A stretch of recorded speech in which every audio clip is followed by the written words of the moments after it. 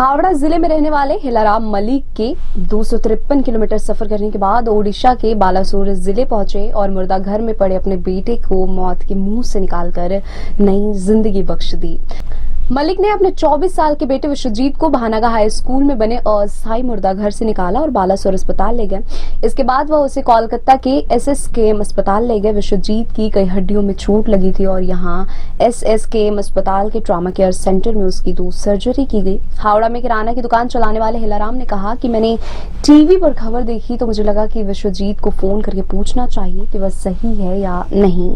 शुरुआत में तो उसने फोन नहीं उठाया, लेकिन जब उठाया तो मुझे दूसरी ओर से मुरझाई हुई सी आवाज सुनाई दी। दुर्घटना वाली रात यानी 2 जून को ही हिलाराम और उसके बहनोई दीपक दास एक एम्बुलेंस में बालासोर के लिए रवाना हो गए। हिलाराम ने कहा कि हम उसका पता नहीं लगा पाए क्योंकि उसके मोबाइल फोन पर की जा रही कॉल का कोई जवाब नहीं मिल रहा था।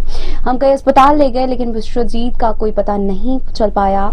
इसके बाद हम भानागा स्कूल में बने अस्थायी मुर्दा घर पहुंचे, लेकिन शुरुआत में हमें उसमें जाने नहीं दिया गया। देखते ही देखते कुछ लोगों में कहासुनी हो गई और फिर हंगामा खड़ा हो गया।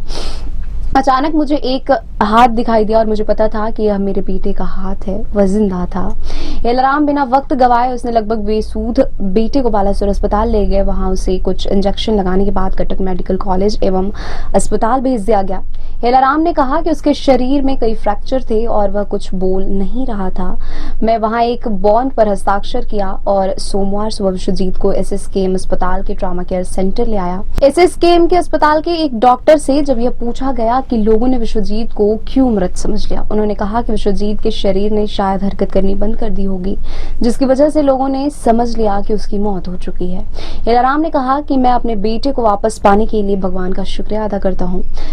जब मैंने सुना कि विश्वजीत की मौत हो चुकी है तो मेरे दिमाग में जो चल रहा था मैं समझा नहीं सकता।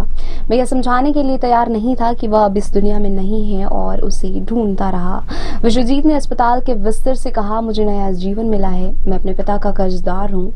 वह मेरे लिए भगवान है और उन्हीं की वजह से मुझे यह जिंदगी वापस मिली है। मेरे लिए बाबा ही सब कुछ है।